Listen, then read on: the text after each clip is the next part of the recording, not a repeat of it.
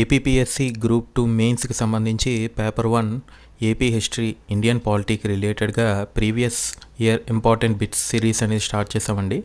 Already AP history related మనకి చారిత్రక పూర్వయోగంకి సంబంధించి పార్ట్ 1 పార్ట్ 2 వీడియోస్ వచ్చాయి. ఎవరైనా చూడకపోతే ఛానల్లో వీడియోస్ ఉన్నాయి, వెళ్ళి చూడండి. ఇప్పుడు ఇండియన్ పాలిటీ స్టార్ట్ చేస్తున్నామండి. ఇండియన్ పాలిటీలో మనకి భారత రాజ్యాంగ స్వభావం, రాజ్యాంగ అభివృద్ధి, భారత రాజ్యాంగం యొక్క ముఖ్య లక్షణాలకు సంబంధించిన పార్ట్ 1 ఇది. తర్వాత పార్ట్ 2 వస్తుంది. ఇక్కడ నుంచి ఆల్టర్నేటివ్గా ఇండియన్ పాలిటీ అండ్ ఏపీ హిస్టరీకి సంబంధించిన వీడియోస్ మనకి ఆల్టర్నేటివ్గా వస్తాయి. ఏపీ హిస్టరీకి నెక్స్ట్ శాతవాహనాస్ వస్తుంది.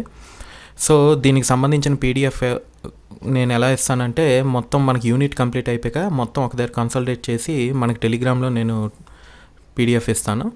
సో ఇప్పుడు నేను వీడియో స్టార్ట్ చేస్తానండి. ఎవరైనా ఛానల్కి ఫస్ట్ టైం వస్తే please subscribe to my channel. ఇప్పుడు నేను బిట్ బయటికి చదువుతాను. సో చదివాక ఒక 5 సెకండ్స్ గ్యాప్ ఇస్తాను, అంతలో ఆన్సర్ చేయడానికి ట్రై చేయండి. లేకపోతే వీడియో అయినా పాస్ పెట్టి ఆన్సర్ చేయడానికి ట్రై చేయండి. తర్వాత ఆన్సర్ని టాలీ చేసుకోండి, ఓకేనా? సో మనం ఫస్ట్ బిట్ ఇప్పుడు చూస్తే, భారతీయులే స్వయంగా తమ రాజ్యాంగాన్ని రూపొందించుకోవాలని చెప్పిన మొదటి వ్యక్తి ఎవరు? భారతీయులే స్వయంగా తమ రాజ్యాంగమును రూపొందించుకోవాలని చెప్పిన మొదటి వ్యక్తి ఎవరు? సో దీనికి ఆన్సర్ వచ్చి ఆప్షన్ 1 ఎంఎన్ రాయ్, ఓకేనా? నెక్స్ట్, 1927 మే 27న బాంబే సమావేశంలో రాజ్యాంగ రచన ఆవశ్యకతను గురించి ప్రస్తావించినది ఎవరు? సో దీనికి ఆన్సర్ వచ్చి ఆప్షన్ 1 మోతీలాల్ నెహ్రూ. సో మోతీలాల్ నెహ్రూ తర్వాత నెహ్రూ రిపోర్ట్ అని ఇచ్చారు. ఇది ఎందుకు ఇచ్చారంటే, మనకి ఇంగ్లాండ్లో ఎగువ సభలో మనకి లార్డ్ బెర్కిన్ హెడ్ అనే అతను మనకి ఛాలెంజ్ చేశారనమాట. వార్నింగ్ కాదు, ఛాలెంజ్ చేశారు. అంటే సమగ్రమైన రాజ్యాంగాన్ని భారతీయులు రూపొందించుకోగలరా లేదా అని ఒక డౌట్ఫుల్గా ఒకటి కామెంట్ చేశారనమాట, విమర్శించారు. దానికి ఛాలెంజింగ్గా తీసుకొని నెహ్రూ రిపోర్ట్ అనేది రెడీ చేశారు, ఓకేనా? నెక్స్ట్, ఈ క్రింది వాటిని జతపరచండి. మ్యాచింగ్ అండి ఇది. ఇటువైపు వ్యక్తులు, అటువైపు మన రాజ్యాంగంపై చేసిన వ్యాఖ్యానం, ఓకేనా? చూడండి, దీనికి సంబంధించి మనం గ్రాన్విల్లే ఆస్టిన్. సో ఇతను ఏమన్నారు, ఇటువైపు నేమ్స్ వ్యక్తులు, ఇటువైపు మన రాజ్యాంగంపై చేసిన వ్యాఖ్యానం అనమాట, ఓకేనా? సో ఫస్ట్ ఆస్టిన్ ఏమన్నారంటే, అందమైన అతుకుల బొంత అని అన్నారు. నెక్స్ట్, కామత్ ఏమన్నారు, హెచ్వి కామత్ ఐరావతంతో పోల్చారు, ఓకేనా? నెక్స్ట్, కేసీ వేర్ ఏమన్నారు, అర్ధ సమాఖ్య అన్నారు, ఓకేనా?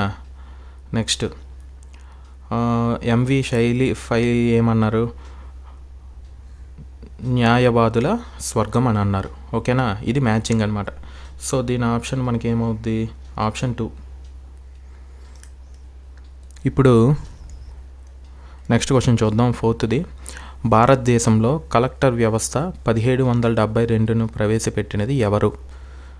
అంటే 1772లో కలెక్టర్ వ్యవస్థ ఎవరు ప్రవేశపెట్టారు?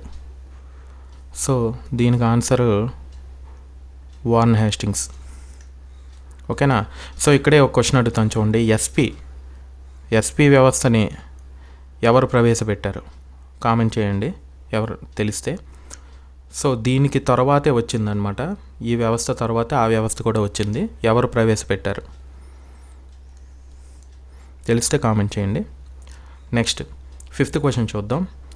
1922 జనవరి 5న యంగ్ ఇండియా పత్రికలో స్వరాజ్ అనేది బ్రిటిష్ వారు ఇచ్చే భిక్ష కాదు, భారత ప్రజలు రాజకీయ భిక్షాటకులు కాదు అని పేర్కొన్నది. ఈ స్టేట్మెంట్స్ చాలా ఇంపార్టెంట్ అండి, ఓకేనా?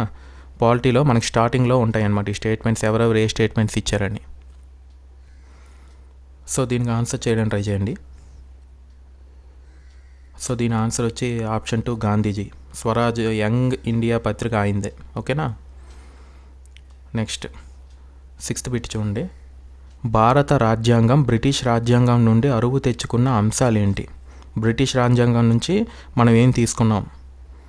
ఇక్కడ చూడండి, ద్విసభా విధానం, ఎన్నికల వ్యవస్థ, రాష్ట్రపతి ఎన్నిక, పార్లమెంటు ప్రభుత్వ విధానం. ఇందులో మనం ఏవేవి తెచ్చుకున్నాం బ్రిటిష్ రాజ్యాంగం నుంచి అని అంటే చూస్తే ద్విసభా విధానం వాళ్ళ దగ్గర నుంచే తెచ్చుకున్నాం. నెక్స్ట్ ఎన్నికల వ్యవస్థ కూడా వాళ్ళదే, ఇది వాళ్ళ దగ్గర నుంచి కాదు. రాష్ట్రపతి ఎన్నిక అనేది ప్రెసిడెంట్ ఎలక్షన్స్ వాళ్ళది కాదు, ఎందుకంటే వాళ్ళకి ఎలక్టెడ్ ప్రెసిడెంట్ ఉంటారు, వాళ్ళకి కింగ్ ఆర్ క్వీన్ ఉంటారు. ఓకేనా. సో పార్లమెంటరీ ప్రభుత్వ విధానం ఇది వాళ్ళ నుంచే, ఇది యూఎస్ఏ అనమాట. ఓకేనా, ఇది ఆప్షన్ 3. ఇలా కొన్ని ఎలిమినేట్ చేసుకొని కూడా మనం చేయాల్సి ఉంటుంది. Next 7th bit. ఆధునిక ప్రపంచంలో మొదటి లిఖిత రాజ్యాంగం, ప్రపంచంలో అతి చిన్న రాజ్యాంగం అయినది ఏది? 7th bit. ఆధునిక ప్రపంచంలో మొదటి లిఖిత రాజ్యాంగం, అతి చిన్న రాజ్యాంగం ఏది? సో దీనికి ఆన్సర్ వచ్చి అమెరికా, ఆప్షన్ 1. కేవలం 7 ఆర్టికల్స్ మాత్రమే ఉన్నాయి అమెరికా రాజ్యాంగంలో, చాలా చిన్నది. నెక్స్ట్ ఫిలడెల్ఫియా దీని ప్రకారం అప్పుడున్న సెషన్ ప్రకారంలో ఫామ్ అయింది.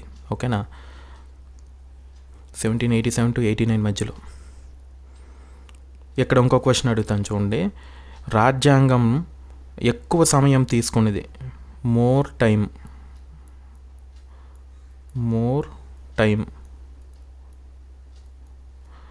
ఏ రాజ్యాంగం తీసుకుంది?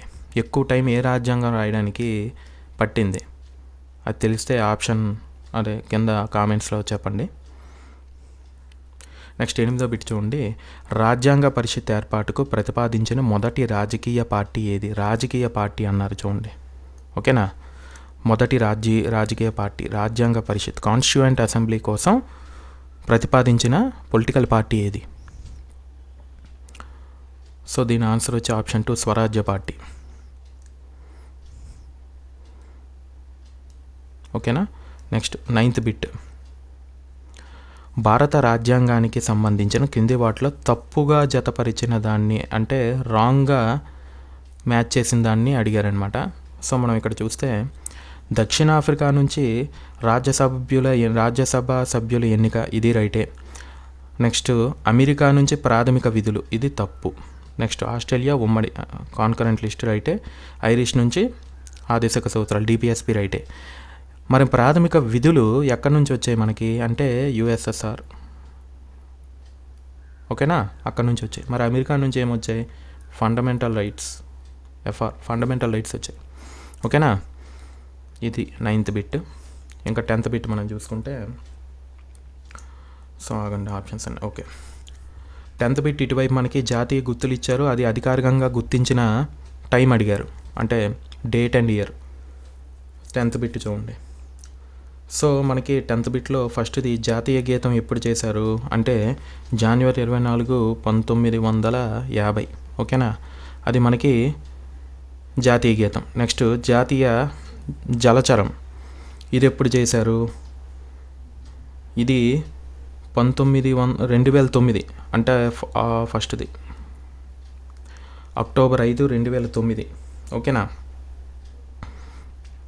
నెక్స్ట్ జాతీయ చిహ్నం ఎప్పుడు చేశారు? ఇది మనకి జాతీయ చిహ్నం అప్పుడే 26th జనవరి 1950. నెక్స్ట్ జాతీయ క్యాలెండర్ ఎప్పుడు రూపొందించారు అంటే ఎప్పుడు తీసుకున్నారు? అది జాతీయ క్యాలెండర్ మనకి March 22, 1957. ఓకేనా, ఇది కొంచెం ఇంపార్టెంట్, గుర్తుపెట్టుకోండి. సో దీన్ని బట్టి మనకు ఆప్షన్ 3. ఓకేనా, ఇది మ్యాచింగ్ 10th. నెక్స్ట్ బిట్ చూద్దాం 11th. భారతదేశ శక్తికి మూలాధారం చైతన్యవంతమైన గ్రామాలు, కానీ నిజమైన ప్రగతికి దృఢమైన సమైక్యమైన కేంద్రం అధికారం అవసరమవుతుందని అన్నది ఎవరు? అంటే మనకి చూడగానే ఫస్ట్ గాంధీజీ అనిపించవచ్చు, కన్ఫ్యూజ్ అవుతారు. ఇది ఇంపార్టెంట్ బిట్ చూడండి. భారతదేశ శక్తికే మూలాధారం చైతన్యవంతమైన గ్రామాలు, కానీ నిజమైన ప్రగతికి దృఢమైన సమైక్యమైన కేంద్రం అధికారం అవసరమవుతుందని అన్నది ఎవరు? సో దీనికి ఆన్సర్ మనకి ఆప్షన్ 2, ఏసీ మొజందర్. ఇది కొంచెం గుర్తుపెట్టుకోండి, ఇంపార్టెంట్ బిట్. నెక్స్ట్ ఇది కొంచెం కిందకి వెళ్ళిపోయింది. ఓకే, భారతదేశానికి సంబంధించి మొట్టమొదటి లిఖిత చట్టంగా ఏ చట్టాన్ని పేర్కొంటారు? భారతదేశానికి సంబంధించి మొట్టమొదటి లిఖిత చట్టంగా ఏ చట్టాన్ని పేర్కొంటారు? సో దీనికి ఆన్సర్ వచ్చి ఆప్షన్ 1 రెగ్యులేటింగ్ చట్టం. ఇదే ఫస్ట్ది. ఓకేనా. నెక్స్ట్ స్టేట్మెంట్స్ ఇచ్చారు చూడండి. ఈ క్రింది వ్యాఖ్యలను పరిశీలించండి. ఫస్ట్ చూడండి, భారత రాజ్యాంగాన్ని రూపొందించడానికి రాజ్యాంగ పరిషత్తు ఏర్పాటు చేయాలనే భావన 1928లో స్వరాజ్ పార్టీ లేవనెత్తింది. ఇది ఇందాకలో బిట్ వచ్చింది చూసారా. ఓకే. రాజ్యాంగ పరిషత్కు తాత్కాలిక అధ్యక్షునిగా డాక్టర్ సచిదానంద సిన్హా వ్యవహరించారు. ఇది కూడా రైటే. సో ఏబి ఈ రెండు రైటే. నెక్స్ట్ 14th బిట్ చూడండి. 13th అయిపోయింది, 14th. రెగ్యులేటింగ్ చట్టం 1773లోని లోపాలను సవరించడం కోసం ప్రవేశపెట్టబడిన చట్టం ఏది? రెగ్యులేటింగ్ చట్టం 1773లో లోపాలను సవరించడం కోసం ప్రవేశపెట్టబడిన చట్టం ఏది? సో దీనికి ఆన్సర్ వచ్చి ఆప్షన్ 1 పిట్స్ ఇండియా చట్టం. దీన్నే సెటిల్మెంట్ యాక్ట్ అంటారు. సెటిల్మెంట్ యాక్ట్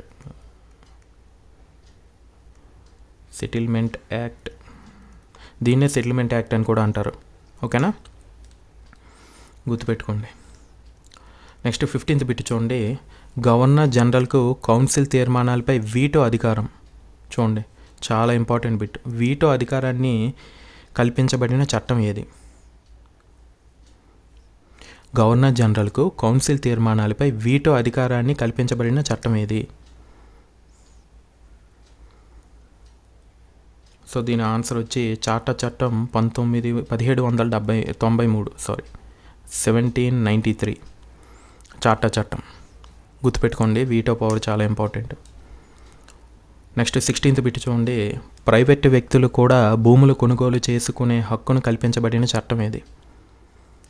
ఇది కూడా ఇంపార్టెంట్. ప్రైవేటు వ్యక్తులు కూడా భూములు కొనుగోలు చేసుకునే హక్కును కల్పించిన చట్టం ఏది? ఇది చార్టర్ చట్టం 1813, ఆప్షన్ 1. ఓకేనా. ఇప్పుడు 17th బిట్ చూద్దాం. ఇది మ్యాచింగ్ వచ్చింది ఇక్కడ చూడండి. ఇటువైపు ఆధార రాజ్యాంగం గ్రహించిన అంశం. ఓకేనా, ఇది మ్యాచింగ్ చేయాలి. ఫస్ట్ ఫ్రెంచ్ రాజ్యాంగం నుంచి మనం ఏం తీసుకున్నాం, నెక్స్ట్ ఏ రాజ్యాంగాల నుంచి ఇటు ఇచ్చారు లిస్టు, గ్రహించిన అంశం ఇచ్చారు. ఓకేనా, ఫస్ట్ చూడండి. సో 17th బిట్కి ఫ్రెంచ్ రాజ్యాంగం నుంచి మనం ఏం తీసుకున్నామంటే గణతంత్ర విధానం. నెక్స్ట్ జపాన్ రాజ్యాంగం నుంచి మనం ఏం తీసుకున్నాం అంటే తీద్దాం. సో జపాన్ రాజ్యాంగం నుంచి మనం ఏం తీసుకున్నాం, జీవించే హక్కు. ఓకేనా. బ్రిటిష్ రాజ్యాంగం నుంచి మనం ఏం తీసుకున్నాం, సో బ్రిటిష్ రాజ్యాంగం నుంచి అటార్నీ జనరల్ తీసుకున్నాం. ఓకేనా. భారత ప్రభుత్వ చట్టం 1935 నుంచి మనం ఏం తీసుకున్నాం, రాష్ట్రపతి పాలన. So option 3. ఓకేనా, ఇది కూడా ఇంపార్టెంట్ మ్యాచింగ్ అనమాట, ఏ రాజ్యాంగం నుంచి ఏది తీసుకున్నామని. నెక్స్ట్ 18వ బిట్ చూడండి. ప్రభుత్వ ఉద్యోగాలలో భారతీయులకు అవకాశం ఈస్ట్ ఇండియా కంపెనీ ఏ చట్టం ద్వారా కల్పించింది? ప్రభుత్వ ఉద్యోగాలలో భారతీయులకు అవకాశం ఈస్ట్ ఇండియా కంపెనీ ఏ చట్టం ద్వారా కల్పించింది? సో దీని ఆన్సర్ వచ్చి ఆప్షన్ 1 చార్టర్ చట్టం 1813. నెక్స్ట్ బిట్ చూడండి. బెంగాల్ గవర్నర్ జనరల్ హోదాను ఏ చట్టం ద్వారా ఇండియన్ గవర్నర్ జనరల్గా మార్చారు? బెంగాల్ గవర్నర్ జనరల్ని ఇండియన్ గవర్నర్ జనరల్గా ఏ చట్టం నుంచి మార్చారు? ఆప్షన్ 1 చార్టర్ చట్టం 1833. సో మొదటి ఇండియన్ గవర్నర్ జనరల్ ఎవరు? William Bentinck. గుర్తుపెట్టుకోండి. నెక్స్ట్ వైస్రాయ్, ఇక్కడే చూడండి. వైస్రాయ్ ఎవరు? Lord Canning. ఓకేనా. నెక్స్ట్ 20వ బిట్ చూడండి, ఆప్షన్స్ చూపిస్తాను. ఓకే, ఈ క్రింది వాక్యాలను గమనించండి. సో రాజ్యాంగ పరిషత్తు మొదటి సమావేశం 9 డిసెంబర్ 1946న ఢిల్లీలో పార్లమెంట్ సెంట్రల్ హాల్లో జరిగింది. ఇది రైటే. నెక్స్ట్ సెకండ్ చూడండి. 11 డిసెంబర్ 1946లో జరిగిన సమావేశంలో డాక్టర్ రాజేంద్ర ప్రసాద్ రాజ్యాంగ పరిషత్కు శాశ్వత అధ్యక్షుడిగా ఏకగ్రీవంగా ఎన్నికయ్యారు. సరైనవేవి అన్నారు. ఓకేనా? సో 2 రైటేగా. So A B option 3. ఓకేనా? నెక్స్ట్ 21. బలమైన కేంద్రంతో కూడిన సమాఖ్య వ్యవస్థ భారతదేశం ఏ దేశం నుంచి గ్రహించింది? బలమైన కేంద్రం, స్ట్రాంగ్ సెంటర్ అంటే మనం డైరెక్ట్గా కెనడా.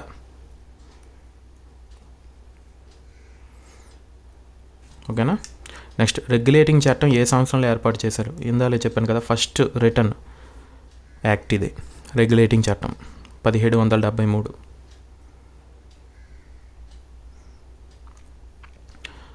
క్రింది వాక్యాలను గమనించండి, సరైన వాటి ఏవి అని. అంటే రైట్ ఏవంటున్నారు.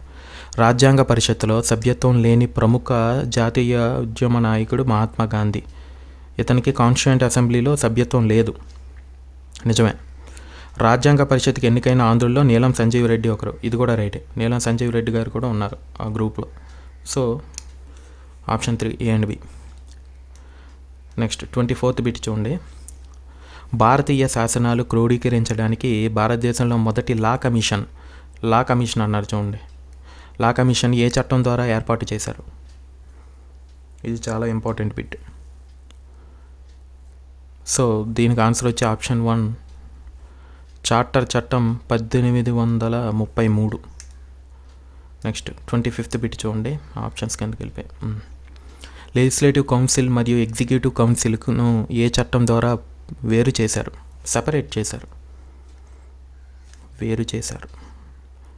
ఎగ్జిక్యూటివ్ కౌన్సిల్ మరియు లెజిస్లేటివ్ కౌన్సిల్ ఏ చట్టం ద్వారా వేరు చేశారు?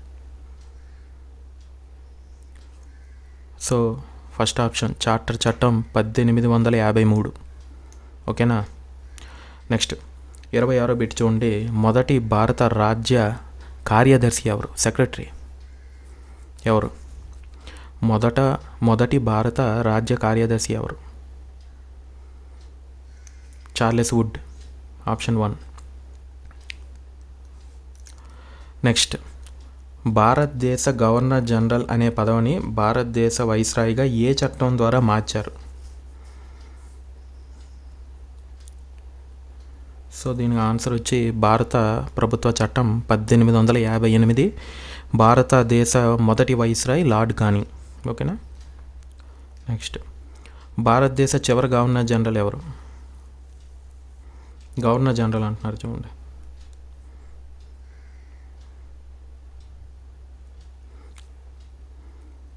Lord Canning. ఈయనే చివరి గవర్నర్ జనరల్, ఈయనే ఫస్ట్ వైస్రాయ్. ఆయన ఉన్నప్పుడే మారింది. ఓకేనా? నెక్స్ట్ 29th బిట్ చూడండి. భారతదేశంలో ఆంగ్ల విద్యా విధానానికి మాగ్నా కార్టాగా వేటిది?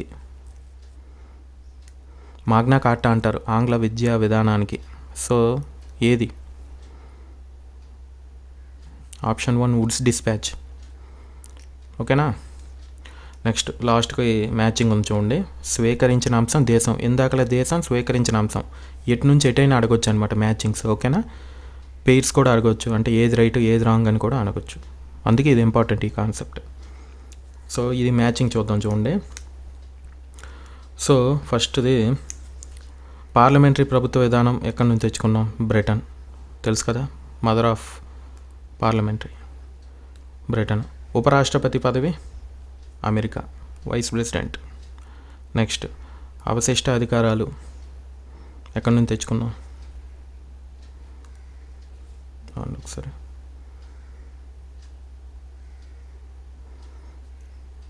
కెనడా. నెక్స్ట్ ప్రాథమిక విధులు ఇందాక చెప్పాను కదా, రష్యా. ప్రాథమిక హక్కులు అంటే మళ్ళీ మనకి అమెరికా. ఓకేనా? ఓకే, ఇది మ్యాచింగ్. దీనికి ఆప్షన్ వచ్చి ఆప్షన్ 2 4-1. Okay, option 2 3-2. సో దీనికి సంబంధించిన పీడిఎఫ్ అయితే నేను ఓవరాల్గా యూనిట్ కంప్లీట్ అయ్యాక అంతా ఒక దగ్గర కన్సల్టేట్ చేసి పీడిఎఫ్ మన టెలిగ్రామ్ గ్రూప్లో ప్రొవైడ్ చేస్తాను. సో నెక్స్ట్ పార్ట్ మనకి పార్ట్ 2 కూడా వస్తుంది. దీని తర్వాత ఏపీ హిస్టరీ రిలేటెడ్ శాతవాహనస్ వస్తుంది. ఎవరైనా ఫస్ట్ టైం ఛానల్కి వస్తే please subscribe to my channel. Thank you so much. All the best.